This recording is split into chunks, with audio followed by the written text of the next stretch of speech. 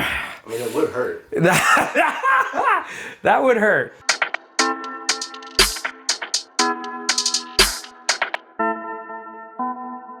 Joe Burrow's Brock Purdy, turf toe. The most exciting thing in football this week. Here we go. Thank you again for joining, guys. We're talking turf toe, and we have a foot. Charles, calm down. Okay, we just extracted, see, do you see the special effects there? Extracted his skeleton, okay? And so what is turf toe? Well, turf toe got its name, essentially, because people were injuring their toe a certain way when they were on turf that hadn't previously been as problematic as before. And the reason why, well, turf we all know is artificial. You know, it's artificial, synthetic, it's some type of a plastic petroleum product of some sort, all sorts of different varieties, qualities, grades. There's the local mini golf turf. There's the turf that I want to put in my backyard, which I 3 months later still haven't done. And then there's the turf in major football stadiums, which is like premium turf. However, there's problems with turf.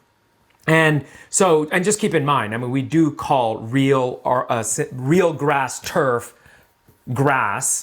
turf, but turf toe as it is primarily related to artificial turf, where you land and the foot plants and it sticks so that when you go to plant off, the big toe, step back. In your toe, in your foot, you have bones, multiple bones, rays of bones, rays of sunshine, rays of bones. So you've got your metatarsals, okay? Then you've got your phalanges. The primary area where the turf toe happens is in the metatarsophalangeal joint, the MTP joint right here. When you land and you go to lift off, I'm not going to break it. Not yet. Don't worry. No one worry. Okay. I need better bones and joints, people. Come on. Come on. Give me better bones and joints. So this is a plastic one. But you see the idea. You have your... I mean, it would hurt. That would hurt. Yeah. Okay. So anyway, so we're not getting anywhere with this toe other than flexibility and, you know, even look at his metatarsal bending. So basically this is the area where you get the turf toe, and it's a hyperextension injury just like this. So you land, you plant. Can you see this? Are you seeing this? Like, okay. All right. All right. Am I here? Am I here? Okay. Focus. You land and you plant, and you essentially get a hyperextension. Still not breaking, but you see what happens. This hyperextension, what does it do? It snaps, not the bone, but the capsule along here. And the capsule, you also have what? The flexor hallucis longus tendon, the sesamoid bones, and you have the plantar capsule of the MTP joint. And that plantar capsule is the one that gets torn. Now, you can have multiple injuries. Obviously, you could dislocate your sesamoids. You could, you know, injure your flexor hallucis longus. So there's a lot of things you do. But the idea is it's a disruption in the plantar surface, the stabilizing portion of the MTP joint of the hallux. The first toe, turf toe. Okay, now that you know that, what can happen? Well, so we know that Joe Burrow, he's out for the season. He's having surgery. He's out for what I heard 3 months maybe, left foot. Now, if you're out, you're having surgery, that's pretty significant. We don't know more details on the grade, the type of injury, the extent of the injury, what kind of surgery, what they're doing. What we do know is that he's going to be out for the season. So that's a pretty significant turf toe. On the other hand, do I go left or right? Well, Purdy's right foot. So we go this way. Wait, but it's your left. So, Turn around. turn around. Do the hokey pokey. Pull a toe out of the ground. I'm a poet and don't know it.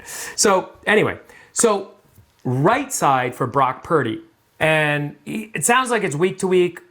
It's probably a mild sprain for all we know. In Joe Burrow's case, we saw the video with some of you. It's kind of limited, but someone actually, boom, landed and he hyperextended. And you could see that someone grabbing his left foot right at that junction. And in that, I don't have the video, but it's right there. Is you see that it's almost kind of like someone grabbed him like this and he hyperextended. And that is what led to the turf toe. So we don't have much of any information on Brock Purdy, but Charles, it's your time. So you had a turf toe injury, right? You know, he hyperextended, right? Snapped his toe. Look at this. Look at that. He really snapped it. Good job there, right? So he snapped it. And then he has to have surgery, recovery, rehab. But here's the thing. Toe is connected to the foot, is connected to the ankle, is connected to the calf, is connected to the knee, is connected to the thigh, yada, yada, yada. Elementary, my dear Watson. Oh, sorry, Joey. So, Charles. So, what does the rehab look like? Let's just say whether they have surgery or not, they're recovered, but they're stiff. They need to get what back? Strength, healed tissue, range of motion, proprioception. Exactly, right? So they need to get your proprioception because a lot of times when you do have this injury, I'm going to put your leg down for a moment. Don't worry, I'll get you up again. The idea is that when you rip the capsule, there's nerves and vessels all around. That's why you bleed. That's why you have a hematoma, but you also have nerves around the capsule. That's why it hurts. But the other reason for nerve endings is understanding the space around you, the proprioception and the balance and the feedback mechanism. We underestimate proprioception a lot. Like obviously the trainers, the athletes and the coaches, they understand it implicitly because they're around athletes and they understand the rehab process. But sometimes we underestimate that this toe has everything to do with the calf and above the knee and into the hip. If you're stiff here, your flexor hallucis, and then your Achilles, and then your hamstring, and where do the hamstrings go? To the pelvis. And what is the pelvis connected to? Your spine. So everything gets thrown off balance and you have to recover all of that so that you can get back to turf toe. In again. No. Right. Move on. So the idea is that the rehab process is pretty important because the last thing you want to do is pull a Klay Thompson. What did Klay Thompson do? Knee injuries, Achilles injuries, and then he blows out his ACL, right? Hamstring stiffness, Achilles recovery, blows out his ACL. All of those are related. Why? Because they're all connected. It's all connected kinematics. The idea that we essentially study things, you can take out the stutter, we essentially study things in silo. And why? Because we have experts on the toe. We have experts on the heel. We have experts on the ankle. We have experts on the knee. We have experts on the nerves and everywhere else, right? So everyone is a siloed expert, but most experts still do understand, and it's not a disservice to them, that everything is related. So the trainers, the rehab specialists, they sort of make sure everything it comes together, but there is an understanding more often than not. And one of the simple examples with the Achilles is that if your Achilles is tight, your muscles are going to be contracted. We talked about the ratcheting. They're connected to above the knee. So if your hamstrings don't have your full motion and mobility and it's throwing your hip off. So for example, if fully straight leg, right? But say in the fully straight leg, the hip is flexed or extended, depending on the hamstrings and the calf, it will throw all your kinematic balance off. And that's why you go up to do something and all of a sudden you have something happen further down to the sacrificial lamb of injuries. And that weak spot, the weak link, shifts depending on the injury. So maybe in one case, the Achilles was the sacrificial lamb in the injury that happened and he tore the Achilles, or it's the turf toe, or it's the ACL. Whatever happened, the injury is the symptom of a greater problem of what's going on. Obviously, if you get a 265.3 pound linebacker attacking you and taking you down, it's a traumatic injury. No matter how healthy you are, you're likely to get hurt, even with all the padding. If you're a soccer player in the prime of your career and someone comes in with a foot sliding tackle and breaks your tibia, that was actually one of the first soccer injury that the most traumatic soccer injury that I ever saw in training and residency. Open fracture with nerve and vessel injury from a sliding tackle with cleats into someone's shin. The guy recovered, but he had to have some rehab for his nerve, and in fact, because he had disrupted the vessel, he actually had to have vascular surgery involved.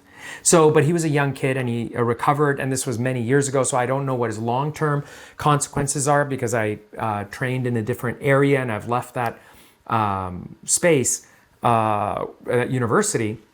But there's long-term consequences to a lot of things. So in some cases, we have to realize that some injuries are the symptom of something else. Some injuries are unique, isolated, traumatic, but in all cases, you have to look at the entire connected kinematics of the human form to fully understand it, from balance, posture, movement, speed, overall mobility, as well as dynamic movements. You have to bring it all together to fully understand it. And so we're going to find out more as they recover, but we know that it's not just a toe. In both cases, let's look at the positive. We have good treatments out there. We understand the biomechanics to some extent. I mean, we're not preventing this injury because it's still happening. We still have turf. We still have shoes. We still have gear. We still have 180 to 300 pound athletes colliding. You like that special effect? Oh, see, I couldn't do it again. You can hear it. You could hear it? It's good. See, look at that. When it's like unscripted, boom, ow! It happens perfectly. So anyway, so you get these athletes colliding, grabbing, pulling, stretching. The amount of body weight forces going through these joints is phenomenal. Obviously, we don't have this in real-time kinematics, actually inside the joint, inside the shoe, inside the entire body, looking at it, visualizing, seeing what's happening. But we have a relative description of it based on the biomechanics of cadaveric joints. We talked about that, the limitations of our understanding based on cadaveric joints, which is dead tissue, biomechanics, visual, optical, bird's eye view, and even optical markers on the joint to get some level of understanding, but it's still not true in vivo kinematics of the ligaments and joints. So we have an understanding of it. We understand the mechanism to some extent, to the limits of our knowledge in terms of the quality and the data sets there. Hey, buddy, what's up? Am I not including you? All right, yeah. Stay put. So the idea basically is that they're having treatment. One of them hopefully will be out sooner. The other one is out for the season. So Burrows is out. Purdy, we don't know. Week to week, we'll find out more. He's hoping they do well, get healthy, and see you next time.